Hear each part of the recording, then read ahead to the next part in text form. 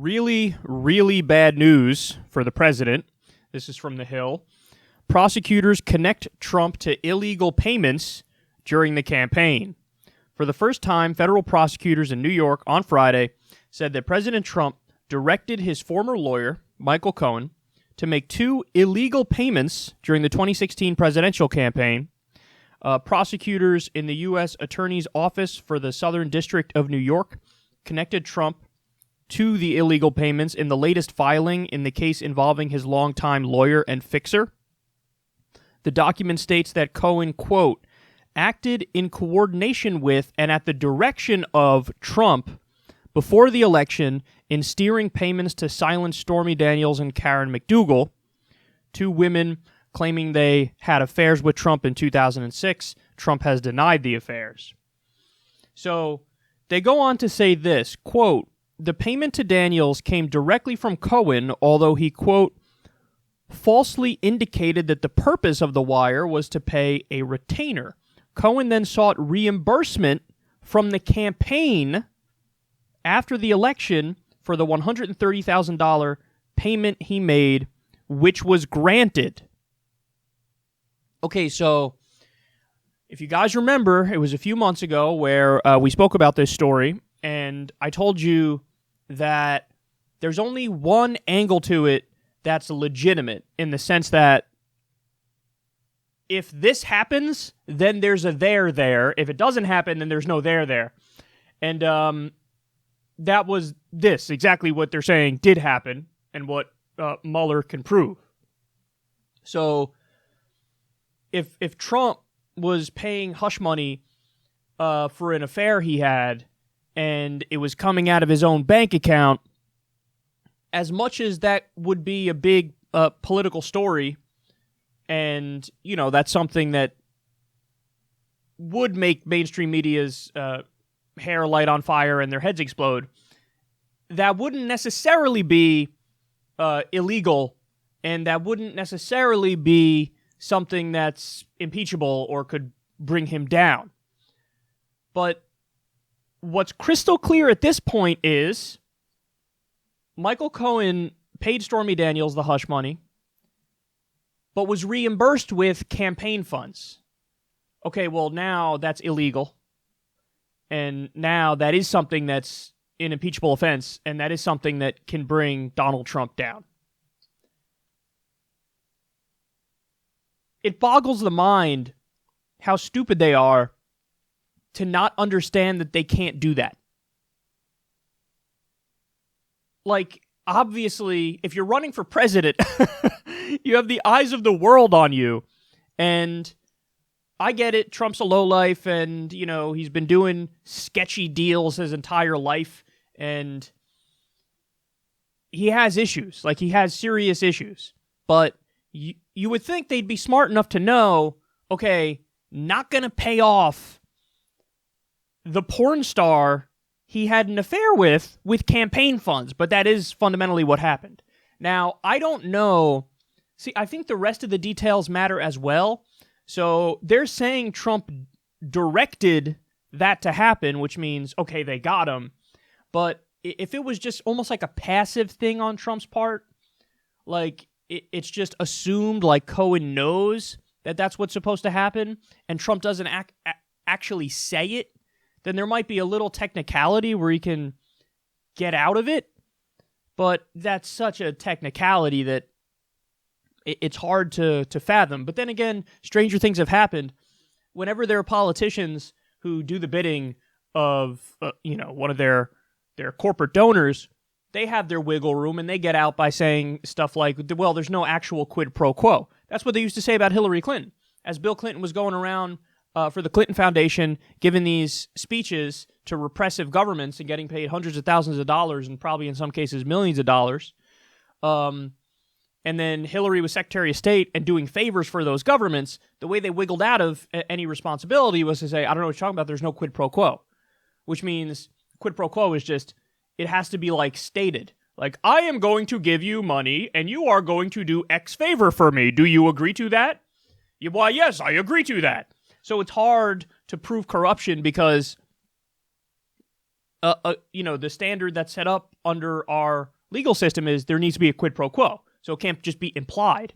So I don't know, maybe if it's implied, Trump can get away with it, but the wording of everything leads me to believe that, like, no, they got him on that front. So then this leads to the giant, canard, the quagmire that we're stuck in, which I bring up every time we have this conversation, which is, holy shit, what do we do now? What happens now? Because this does kind of strike me like getting a mafia boss on tax evasion. Like, that's the vibe that this has. Like, you got all these, oh my God, all this shit that Donald Trump has done. I mean, are you kidding me? His first military raid as president, killed an 8-year-old girl, an 8-year-old American girl. I mean, that seems to me to be like, okay, well, that's impeachable. No due process, no habeas corpus, killing American citizens with drones. Or, excuse me, in this case, it wasn't with drones, it was with a literal military raid, but Obama had done it with drones. But again, those are the things that, like, all the other presidents do as well, so everybody kind of shrugged it off. But it's like, whoa, that should not be shrugged off. The fact that we're, aiding a genocide in Saudi Arabia and there's no declaration of war through Congress for that, so that's something that is literally impeachable if you actually gave a shit. The fact that NSA spying has been ramped up under the Trump administration, again, that's a violation of your Fourth Amendment protection from unreasonable search and seizure. It's quite clearly unconstitutional, so you can go after him for that if you wanted to, but these are all the things that are just like, they're so baked into the system that everybody just kind of shrugs them off, even though I don't think they should be shrugged off. But point is, these are much bigger issues than a payment to a porn star, but everybody's just, I don't know what you mean. There was the porn star and a payment, and that's bad, and so we can get him on this. All right, but, and listen, I don't know what I want to happen from here on out, to be fair, but I've been warning now about this for a while. We're going to hit a super duper rough patch in American history. Trump is getting more and more unhinged, too, as time goes by, where he's tweeting, like, insane shit nonstop now, trying to, I'm innocent, I'm clear, thank you. Like, just obviously trying to put a counter narrative out there. But I don't know what's going to happen, but we're going to hit a rough patch in U.S. history, because let's say Mueller, on this alone, recommends some sort of impeachment, or some sort of impeachment. There's just impeachment. But I don't know. Let's say that the Democrats take the ball and run with it on this front. Oh, man. That's a guaranteed way to fire up Trump's base. And that you're also, I know as a matter of fact that Donald Trump is not going to go silently. He's going to start throwing haymakers left and right. And I can easily see a constitutional crisis coming if we go down that path. Because you're going to rile up Trump and he's going to start being a naked authoritarian that goes above and beyond even how authoritarian he's been to this point. You're going to rile up his base and get them more involved. It's going to get ugly. It's going to get ugly. And then, of course, let's say impeachment goes through. Then you have Mike Pence. Then what happens with Mike Pence? There's speculation already that Trump is gonna resign and then get a pardon from Mike Pence, which is like, whoa, this is fucking nuts. Are we really having this conversation? And how strange is it that just recently George H.W. Bush passed away, and Bush gave pardons to 6 people who were directly involved with Iran-Contra. Now, you know who else was involved with it? George H.W. Bush. So it's almost like he was pardoning people for crimes that he was a part of. So you could easily see some weird shit like that happening with Trump. But isn't it amazing that the issue that's now front and center is a payment to a porn star?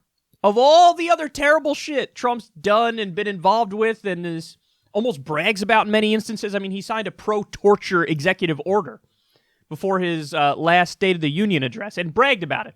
Like, that to me is a much bigger scandal and something that could take him down more in a world that made sense, but our world makes no sense. So now they're thinking, hey, maybe bring him down over Stormy Daniels and an illegal payment.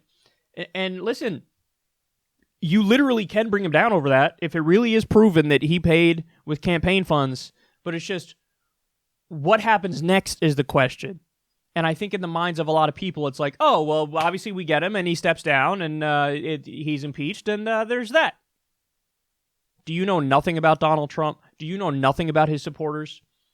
Do you know nothing about the fact that he is his fiercest advocate? He's, of course, going to start throwing haymakers right back in their face.